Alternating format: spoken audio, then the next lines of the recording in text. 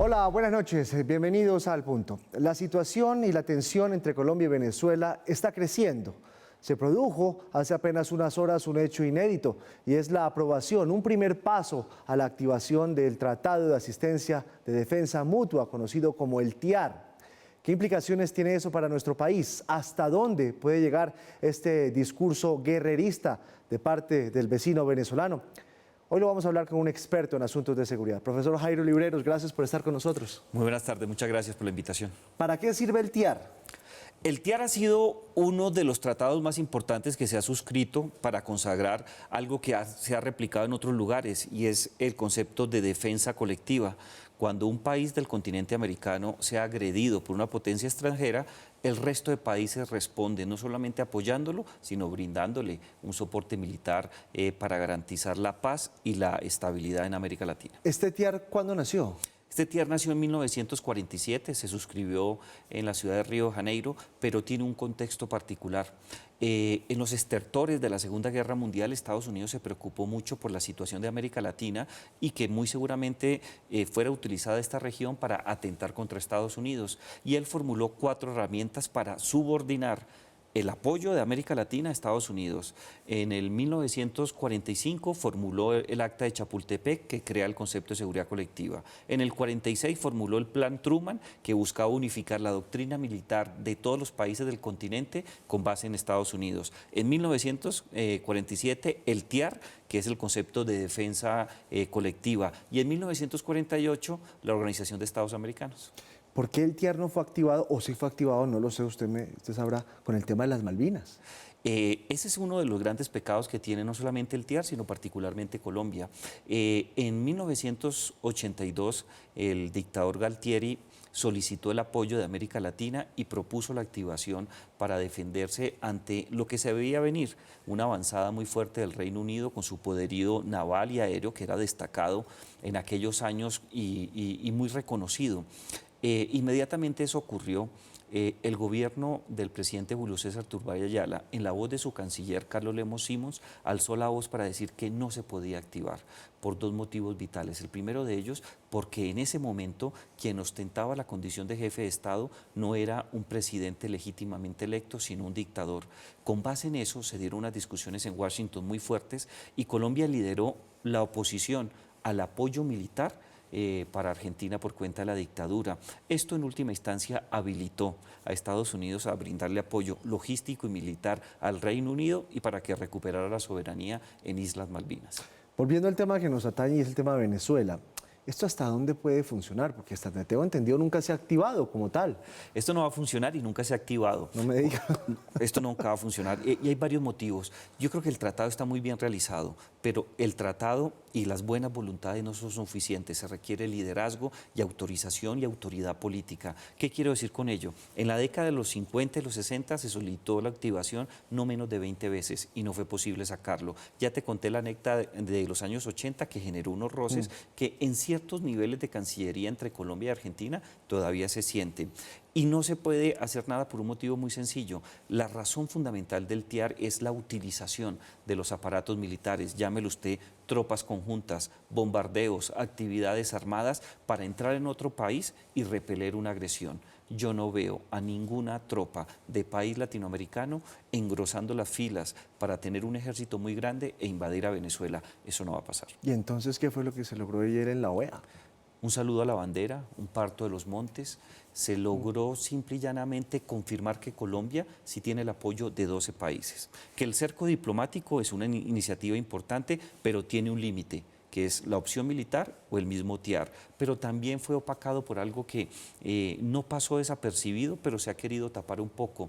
A la misma hora en que el canciller Carlos Holmes Trujillo hablaba, y lo hace muy bien, a la misma hora en que 12 países apoyaban, y lo apoyaron muy bien, en la Casa Blanca, a pocas cuadras, por toda la avenida Pensilvania, a muy pocas cuadras, el presidente Donald Trump explicaba las razones por las cuales sacó a John Bolton y dijo casi textual: John Bolton no se mantiene en el cargo de consejero nacional de seguridad porque tiene una forma muy agresiva de ver la vida política y diplomática en Corea del Norte, Afganistán y de manera particular en Venezuela.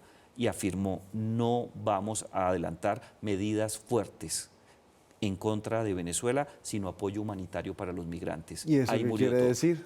Que la activación del TIAR duró tanto como el anuncio mediático que se presentó en el día de ayer. Pero entonces, ¿cómo entender las declaraciones de Elliot Abrahams que dice, si le pasa algo a Colombia, Estados Unidos entran a respaldarlo? Eso es distinto. Una cosa es tener la iniciativa militar y entrar a Venezuela, y otra muy distinta es que los venezolanos, por error o por una decisión política, agredan a Colombia o a cualquier país de América Latina. En esos casos, no solamente los 12 países que estuvieron de acuerdo con Colombia en la activación del TIAR se van a manifestar, muy seguramente vamos a tener el apoyo norteamericano para repeler esa agresión. Entonces, no todo fue tan malo con lo del TIAR ayer.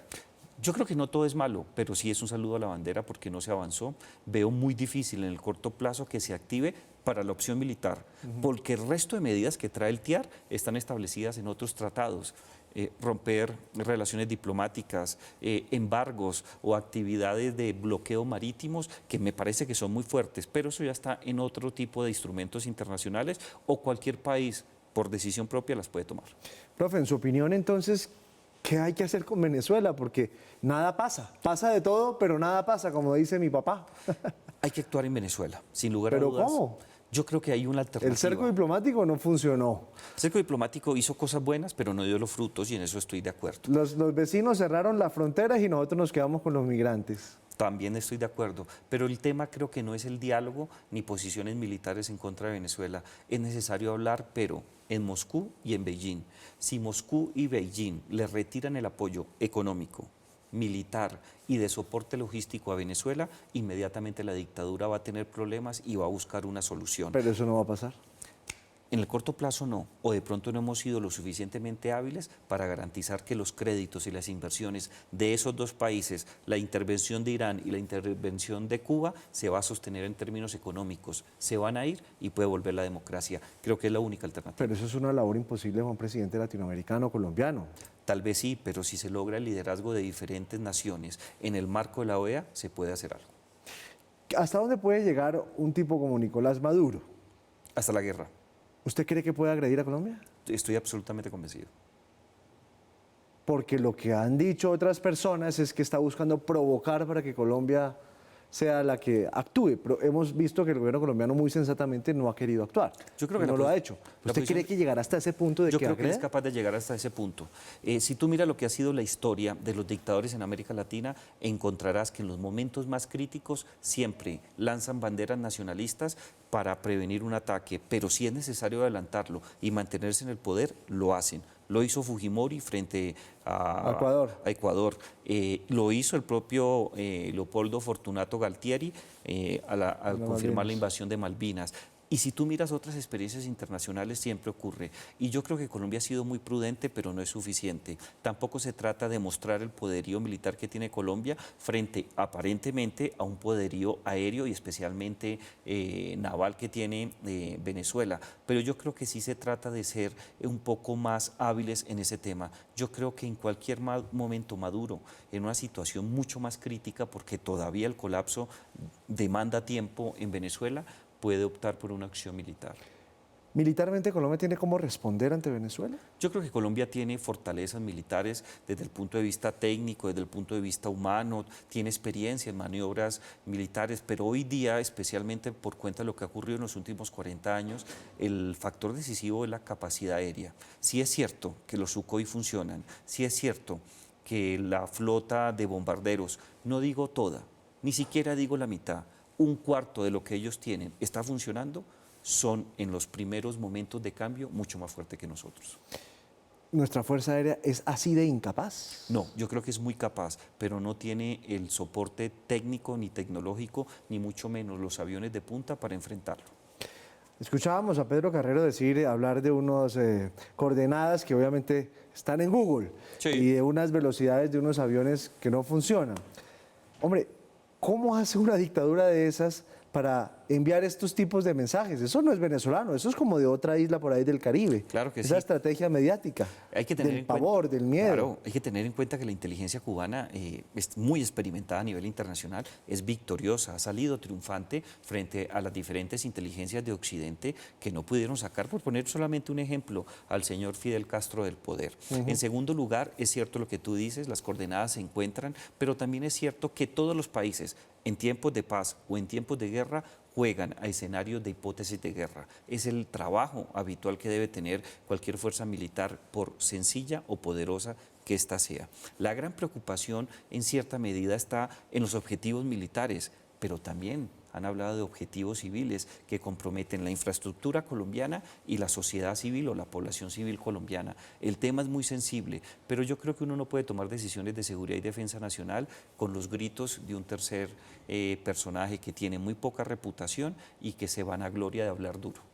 ¿Qué va a pasar ahorita en la ONU? El presidente Duque dice que va a llevar la denuncia del albergue ya probado de terroristas del ELN y disidentes de las FARC en Venezuela. Y Venezuela dice que también tiene fotos, que tiene videos, que tiene material para probar que Colombia quiere desestabilizarla. ¿Qué puede pasar realmente en la ONU? Porque uno ve que en la ONU se dicen muchas cosas y no va a pasar nada. No pasa nada. No va a pasar nada por dos motivos. Primero, si el tema se complica y las evidencias que presente Colombia, que ya se conocen, que no son nuevas, vienen del pasado. Es más, si comparamos lo que ha ocurrido en el pasado con lo que actualmente se está denunciando, el número de campamentos es menor a lo que ha existido históricamente en Venezuela. Segundo lugar, si el tema se pone muy sensible, va a terminar en el Consejo de Seguridad de Naciones Unidas. Y ahí está China y Rusia con poder de veto. No va a pasar nada. Argentina, es probable que vuelva otra vez el kirchnerismo. ¿Eso Sí. le daría un oxígeno a Maduro? Yo creo que le da oxígeno al socialismo del siglo XXI No a y Maduro. puede llegar a beneficiar eventualmente a Maduro. Hay que tener en cuenta que el presidente Chávez en vida apoyó mucho a los Kirchner. Se habla todavía de investigaciones del hombre del maletín que le entregó un dinero muy importante para garantizar las campañas políticas, especialmente la de Néstor Kirchner y de su sucesor, que fue su propia esposa en el primer gobierno, que fue Cristina Fernández de Kirchner. Muy seguramente Cristina Fernández, en agradecimiento y buscando otro tipo de liderazgos que la mantengan tranquila en el concierto internacional, va a buscar el apoyo del señor Maduro o se van a apoyar mutuamente. Pero eso sería un antecedente muy preocupante porque hay que tener en cuenta que las elecciones primarias son en octubre, pero si gana Cristina en esas elecciones, quizás se afecte las elecciones de Bolivia, porque Bolivia también va a elecciones y muy seguramente va a ganar el señor Evo Morales. Pero igualmente hay elecciones en Uruguay. Si bien hoy día las encuestas las encabeza el señor de la Calle, hay que tener en cuenta que puede darse un cambio por cuenta de los impulsos y los vaivenes en el espectro político. No vaya a ser que se mantenga la izquierda. Y ya 2 o 3 gobiernos con antecedentes de socialismo del siglo XXI en Sudamérica es un campanazo de alerta muy grande. Bolsonaro ha sido uno de los protagonistas de la historia reciente suramericana que entró con toda la fuerza contra Venezuela y en esta crisis ha estado ausente. Ha estado ausente por muchos motivos. Primero, yo creo que es consciente que su política exterior es errática. ¿Por lo del Amazonas, dice usted? Por lo del Amazonas y también por un cierto tipo de decisiones que ha adoptado. En segundo lugar, tiene un problema interno muy fuerte. Hay acusaciones que lo involucran en actos xenófobos, problemas con el manejo de la política de seguridad, con subir el estándar del uso de la fuerza. Y en tercer lugar, porque creo que él todavía se está armando. En el día de ayer, antier, Los aviones suecos. recibió los aviones suecos, aviones que fueron creados precisamente pensando en ser la contraparte a los Sukhoi. Va a recibir 35 aviones, tiene un ejército muy importante y yo creo que él no se va a desgastar en discusiones verbales. Va a apoyar a Colombia, es aliado estratégico de Estados Unidos, pero creo que por la experiencia de Itamaraty, que es una de las cancillerías que mayor efectividad ha demostrado en las últimas décadas en América Latina y en el mundo, va a tomar decisiones estratégicas y no se va a desgastar en la pelea. Sobre el tema de los aviones en Colombia se habló de un COMPES para comprar unos aviones militares, se hablaba del F-16 norteamericano, del SAP Gripen sueco y de pronto del Rafale francés o el Eurofighter. Después el presidente de la República dijo que tal vez no, que de pronto no era el momento de comprar esos aviones. ¿Usted cree, en su opinión, que Colombia sí debe armarse, por lo menos en un espectro aéreo y ya modernizar estos viejos Kafir israelíes, que además Israel los sacó de combate en los Hace años mucho 90. tiempo. Es necesario. Yo creo que uno de los temas de seguridad y defensa nacional que no se han trabajado con la suficiente técnica y con visión de futuro es precisamente la capacidad aérea del Estado colombiano. Y desde Porque la Armada sí se fortaleció tremendamente y el Ejército ni se diga. Sí, el ejército sobre todo se profesionalizó. Sí. La Armada tiene algunos desarrollos importantes de tecnología, pero la FAC se ha ido quedando especialmente ante los retos y riesgos de una política exterior. Es el momento de adelantarlo. Muy seguramente ese COMPES tomará algún tiempo, pero yo creo que sí es necesario tener una flota de aviones caza que esté a la altura de las necesidades de un país como Colombia, que tiene posibilidades de crecer y que tiene una amenaza real al otro lado. Y en segundo lugar, yo creo que la decisión de Brasil, yo creo que es un buen precedente para Colombia, no porque estemos pensando que vamos a entrar en una confrontación con Brasil, sino la tecnología que adquirió, los desarrollos de su propia industria de aviación y la posibilidad de establecer un acuerdo con los suecos, yo creo que es una de las alternativas más viables, por encima de la oferta española y por encima de la oferta norteamericana. Incluso de los del F-16 norteamericanos. Claro que sí, los F-16 entraron en América Latina en la década de los 80. El primer empréstito y negociación se adelantó bajo el régimen de Pinochet. Los aviones que se proponen son de segunda, remanufacturados, y todos sabemos que el negocio norteamericano no es en sí la entrega del avión, es todo lo que implica. Capacitación, mantenimiento y demás, esos aviones ya no están para eso. La oferta española a mí me parece que es interesante, pero creo que la sueca se adapta más, por el caso de Brasil, a las necesidades colombianas y de manera particular, si necesitamos aviones, son aviones para enfrentar a los Sukhoi, y los aviones, los Gripen se fabricaron precisamente para eso.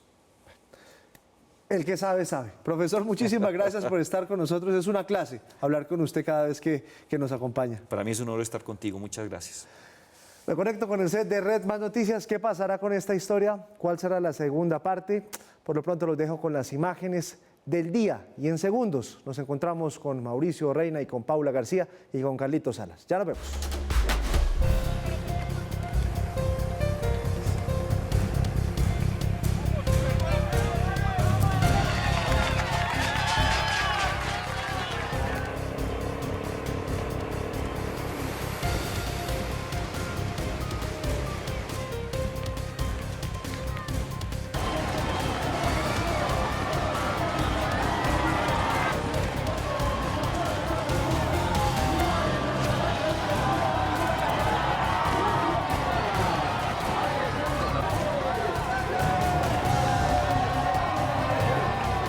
Llevarse la victoria ante todos nosotros. Muchas gracias.